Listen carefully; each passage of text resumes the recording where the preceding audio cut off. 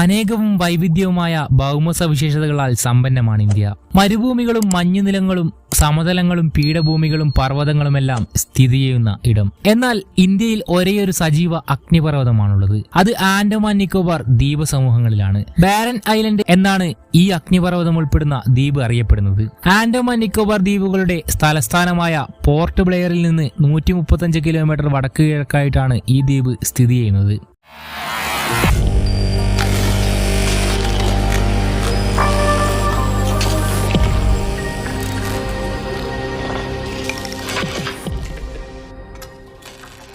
ആയിരത്തി 1787 ആദ്യത്തെ രേഖപ്പെടുത്തിയ അഗ്നിപർവ്വത വിസ്ഫോടനം ഇവിടെ നടന്നത്. 2022 വരെയുള്ള കാലയളവിൽ 10 തവണ അഗ്നിപർവ്വതം പൊട്ടിത്തെറിച്ചു. 1991 സംഭവിച്ച സ്ഫോടനത്തിന് തീവ്രതയേറെയായിരുന്നു. പ്രദേശത്തെ ജൈവവൈവിധ്യം നന്നായി ബാധിക്കപ്പെട്ടു. ദ്വീപിലെ പക്ഷികളുടെ എണ്ണത്തിലും ഇത് കുറവ് വരുത്തി. പിൽക്കാലത്തുണ്ടായ ഒരു വിസ്ഫോടനത്തിൽ ഇവിടെ സ്ഥാപിച്ച ഒരു ലൈറ്റ് ഹൌസിന് നാശനഷ്ടം പറ്റി. ആൻഡമാൻ നിക്കോബാർ ദ്വീപുകളിൽ നിന്ന് ബോട്ട് മാർഗമാണ് ബാരൻ ഐലൻഡിൽ എത്തിച്ചേരേണ്ടത്. പകൽ സമയത്താണ് ഈ യാത്രകൾ. സമുദ്ര പരിസ്ഥിതികൾ കണക്കിലെടുത്ത് ഇവിടെ എത്താൻ സാധിക്കുകയുള്ളൂ. എന്നാൽ അഗ്നിപർവ്വത ദ്വീപിനെ ചുറ്റിക്കാണാൻ മാത്രമേ സന്ദർശകർക്ക് അനുവാദമുള്ളൂ. കാല് കുത്താൻ സാധിക്കില്ല. ദ്വീപിൽ പ്രവേശിക്കണമെങ്കിൽ പ്രത്യേക അനുമതി ആവശ്യമാണ്. അഗ്നിപർവ്വതം ഇന്നും സജീവമായതിനാലും ഈ ദ്വീപിൽ വളരെ ലോലമായ പരിസ്ഥിതി സ്ഥിതി ചെയ്യുന്നത് കൊണ്ടാണിത്. വെയിൽ ഇവിടെ രൂക്ഷമായതിനാൽ സന്ദർശകർ വെള്ളം, ഭക്ഷണം, സൺസ്ക്രീൻ, തൊപ്പികൾ, സൺഗ്ലാസുകൾ എന്നിവ കൊണ്ടുവരാറുണ്ട്. ബാരൻ ഐലാൻഡിനെ ചുറ്റിപ്പറ്റി സമൃദ്ധമായ സമുദ്ര ജൈവവൈവിധ്യം സ്ഥിതി ചെയ്യുന്നുണ്ട്.